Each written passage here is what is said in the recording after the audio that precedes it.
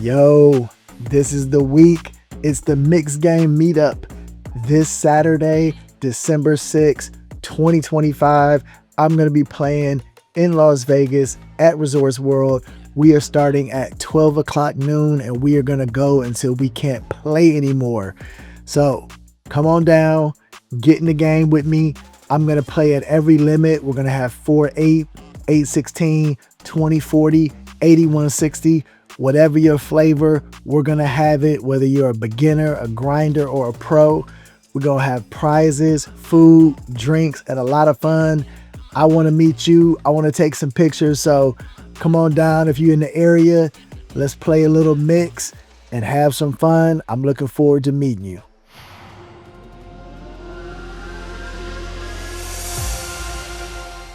Hey, welcome back to Year of the Wager. I'm Two Commas. On today's episode, we're going to be watching a 20-40 mixed game.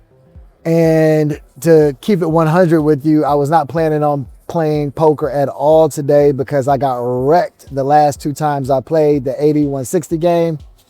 I was just going to wait it out before I caught my red eye back to Atlanta, but I found out they had a 20-40 game going at the Wynn. And I liked the game, so I hopped in the mix, and let's see how it goes. We kicked the action off with Ari.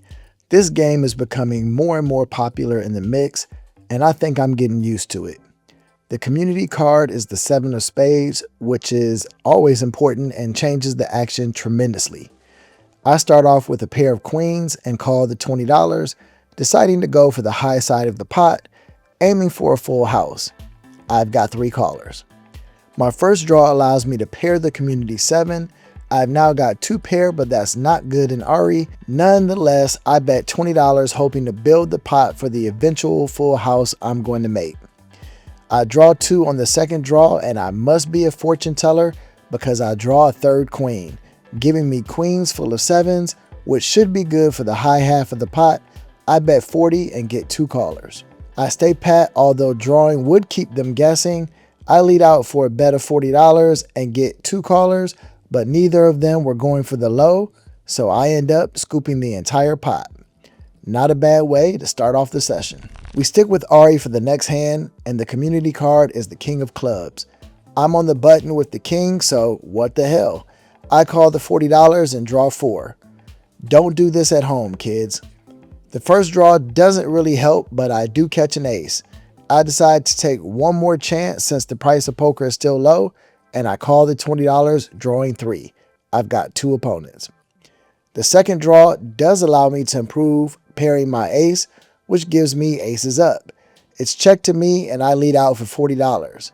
I keep both callers. I toss the 8 and the 3 for a chance to make a full house, but to no avail. So I slow down as it checks around, and aces up, hold up, like Sam Jackson at McDowell's. All right, everybody shut up and do what I say. Get the money out. Stay cool, nobody gets hurt. We keep the good times rolling with Ari and a community 10 of spades. I've got a 10, so that means I'm going to be joining the action with a raise.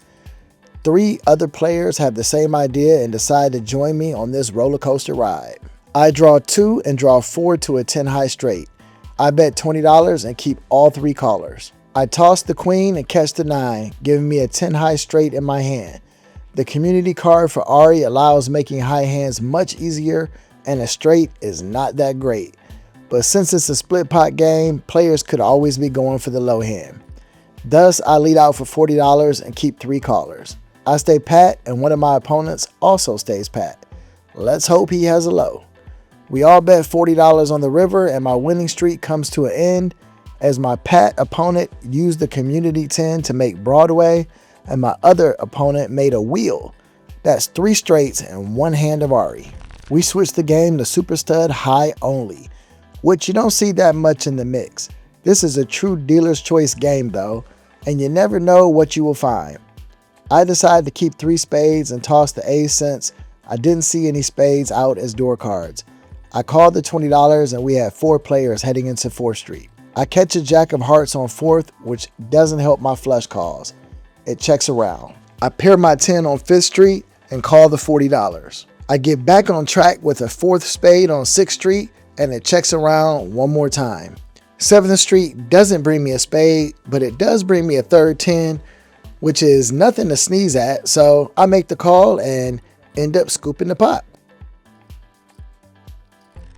We stick with Super Stud for the next hand, and I start off with a pair of kings in the hole and a 7 of clubs up.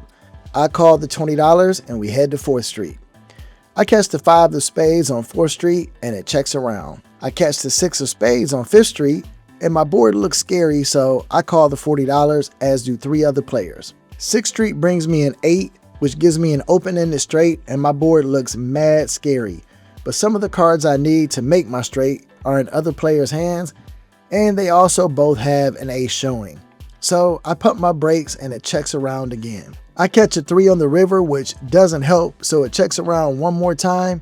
I turn over my pair of kings, and to my surprise, they hold up.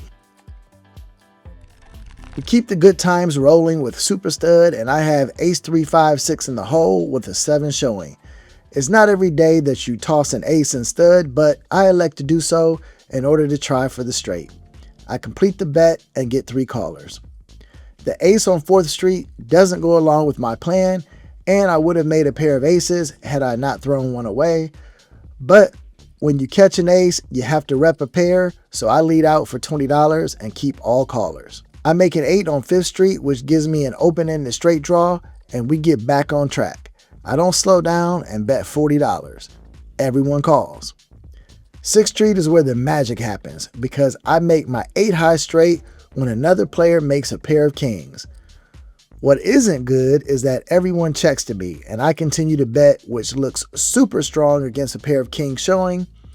I get 2 callers. The river gives me a lower straight that loses to my own higher straight. I lead out for $40 and get 1 caller who can't believe I had 5-6 in the hole. We switch the game to ace to 5 triple draw, and I'm on the button with jack 10 5 6 6. I raise it up to $40 to take advantage of the button, only to get re-raised from the big blind. I make the call and draw 3. I catch a 3 on the first draw and it checks around to my surprise. On the second draw, I catch a 4 and another 5. I call the $40 from the player in the big blind, who stays pat. We're heads up, and I take 1, catching the much needed ace on the final draw, and I bet $40, getting called by worse. We switch the game to Pineapple Raz Deucey. I raise to $40 with 2-3 in the hole and an 8 up with 2 suits. I've got 2 callers. I catch the 4 of hearts on 4th Street and get bet into and raised. Mama told me not to take no mess, so I 3-bet to $60 and both players call. I catch the 8 of diamonds on 5th Street, which doesn't help for my deuce to 7 hand or my Badugi hand. It's checked to me though, so I bet $40 and both players call. 6th Street is a 6 of clubs, which gives me an 8 high hand, but still no Badugi. I bet $40 and both players call. The ace on the river means I don't have a Badugi and it checks around. I have an 8-6, which beats my opponent's 8-7, and I chop the pot with a jack high Badugi. We switch the game back to Super Stud, and I call $40, keeping 3 to a royal flush. I've got 2 opponents. Catching the 8 of hearts on 4th Street makes me a statistical favorite to make a flush, so I bet $40 and keep 1 caller. I catch a jack on 5th Street, which pairs me, so I bet $40, and I get called. The ace on 6th Street gives me aces up with the flush draw. I bet $40 again and get called again. The river doesn't improve me, but I still bet $40 and get called by a smaller 2 pair. I scoop. We continue playing Super Stud, and I've got an ace showing. I keep 2-4 in the hole and complete the bet to $20. I've got 2 opponents. I get 1 of the cards I need on 4th Street with the 5, and I call the raise of $40. 5th Street brings me a queen of clubs, which could have stayed in the deck as far as I'm concerned. Everyone slows down and it checks around. 6th Street pairs my ace for everyone to see. I lead out and bet $40, but I still get 1 caller. That must mean they have at least 2 pair. I'm going to need a pair again on 7th Street. Ask and ye shall receive. I catch another 5, giving me aces up. I check to be safe, and there was absolutely no need because my 2 pair is good, and I take down the pot. Unfortunately, the game broke as I was starting to put a dent into my previous losses. I still have 6 hours until my playing boards and I'm not ready to leave yet. I convince another player to play heads up for a while and we trade chips back and forth for a bit, with me winning a bit more than I had before. But then he too also has to leave. We only played for a few hours. I wish I could have killed some more time, but the game was a little slow. But we ended up making $650, which is not bad. It's not gonna make that much of a dent in the money I lost in the 8160 game, but who knows? Maybe I can keep this streak going and claw back the money I lost. Thanks for watching. Make sure to like and subscribe, and I'll see you in the next video.